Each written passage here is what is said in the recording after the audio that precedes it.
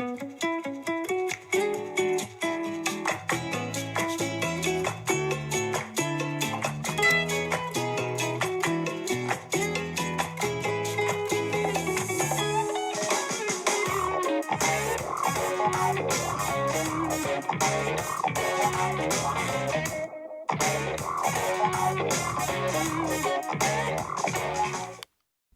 back to my Star Wars Expanded Universe chronological reviews and ratings. Today we have made it at Tales of the Jedi, Dark Lords of the Sith, issue number 1. This was, the first time I read it, my favorite of all of the Tales of the Jedi miniseries. Will it be that way this time as well? Before we go any further, I'd like to just highlight every single cover from issue 1 to 6 is absolutely terrific. And the graphic novel cover is absolutely insane. The lighting on this thing, it's absolutely an incredible art piece. I absolutely adore it. Hugh Fleming, his art there is so good. And the art in the rest of the comic series are absolutely incredible as well. For the standard issues, it looks absolutely amazing. The lighting that's played with here is just so good. This issue was published in 1994 and was written by Tom Veitch. It takes place in 3997 BBY. It's a comic issue that was published by Dark Horse. The story starts with a quotation on a page from the Jedi Master Vodosios Bass, and I'd just like to read that all before I summarize the events of the comic issue itself and give my thoughts and review. It says, or Vodosios Bass, Jedi Master, says, "Time and again throughout the aeons, the power of the dark side of the Force has advanced with the fury of a storm, sweeping up star system after star system. Only in great conflagration were the forces of the dark side defeated. The dark side has come before, and it will come again. Do not underestimate its power. This is why I've devoted my life to teaching Jedi Knights, to strengthen the light side against the tide of darkness that is sure to come." That's a great way to start off this issue. It gets me so excited to read and discuss the issue. I really like it. I'm not sure if that is only in the graphic novel or if that is also included in the single issue. Someone who has the single issue, let me know.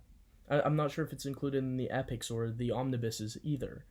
But I think it's a great way to start off this comic issue with a quote from Vodosios Bass. He has many great quotes in the expanded universe, so it's a great way to start the comic issue and gets you super excited and engaged.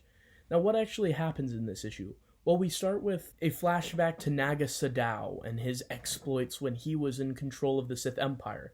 This flashback is told by Vodosios Bass in a holocron as information being taught to his apprentice in his first appearance, Exar Kun. Obviously a very iconic figure from the Tales of the Jedi comic series. Everyone knows Exar Kun, and this is where we first see him as apprentice to Vodosios Bass.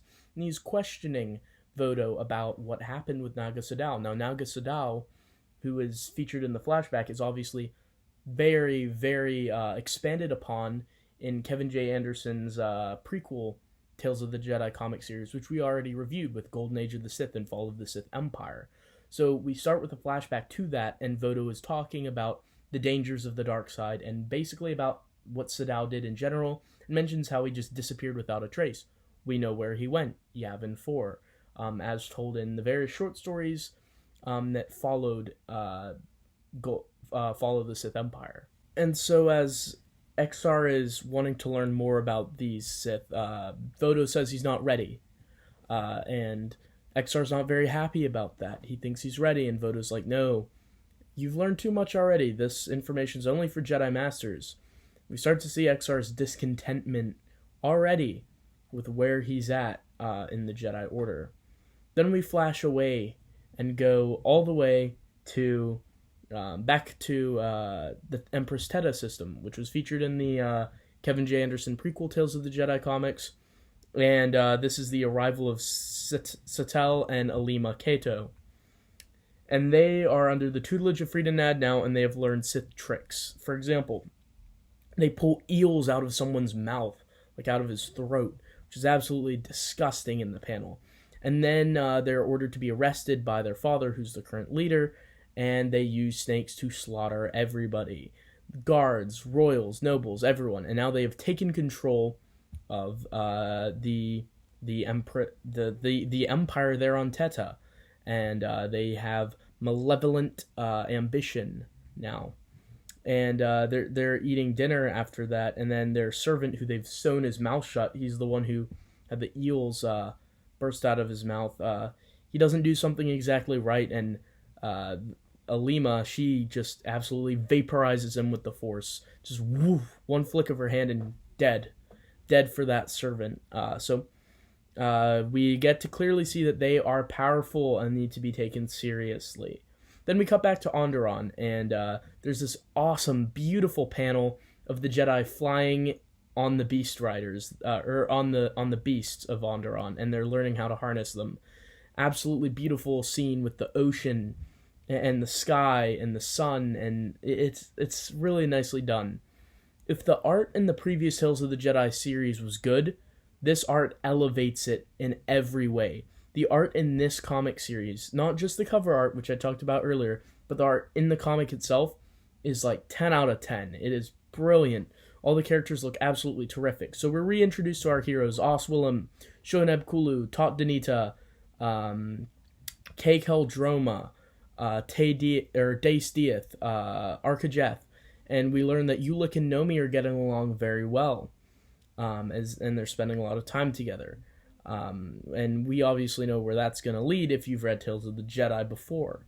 The most powerful two characters in it are slowly starting to fall in love. And so we get that when we're reintroduced back to Onderon and the characters that we've been following. But Arkajeth mentions that he's become aware that Satel and Alima are under the tutelage of Frida Nad, and that even though he thought they'd vanquished the dark side once and for all, it had once again squirreled and weaseled its way through, getting all the way to the Empress Teta system, which, as Dace Dieth comments, is on the complete other side of the galaxy. So now this is a threat, and Oswillem's like, I can't believe that these people are going to be bad news, and Ark is like, don't underestimate them. And so then we get to see Ulick, and he is cleaning stuff up, and then an apparition of Frida Nad appears to him and says, "Do not interfere with the dark side, Ulick. You will become the greatest of us." And it's this menacing moment, and Ulick's all scared, and he's like, "What do you mean?"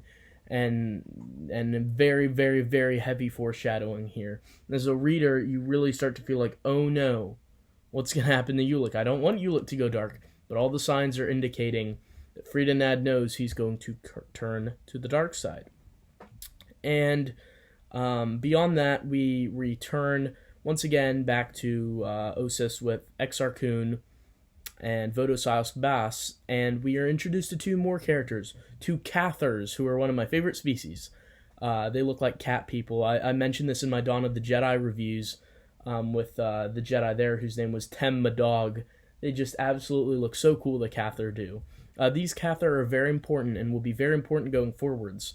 Their names are Silvar and Credo, and they're having a duel, and Exar gives in to his anger in the fight, and Silvar scratches him and calls him arrogant and says that while he may have fooled Vodo, she doesn't think he's a Jedi, and she's suspicious of him, and these scars will stay from her claws with Exar for a while. But Exar gives into his anger, and he's actually going to strike her down, and then Vodo's like, let go of your anger, and so Exar does, but then he challenges Vodo and says that he's a better duelist than Vodo. And so Credo throws Exar an extra lightsaber, and we get to see Exar dual wielding in some epic panels here. There's some absolutely awesome art here depicting this fight. Absolutely incredible. It's just told so well. I can't help but smile and get excited when talking about it, because this duel is so cool to witness on these panels here. And so Exar is fighting Vodo, And then Vodo bests him, and he's like, "I'm still the master. Your arrogance has failed you." Exar's lying on the ground, but then he uses the Force to grab the lightsaber back, and then he absolutely obliterates Vodo in a series of quick strikes, and he cuts Vodo's staff in half, which is what Vodo's been using in the fight. And Vodo's like, "Ah, crap, my staff." That's not actually in there, but so his staff's destroyed.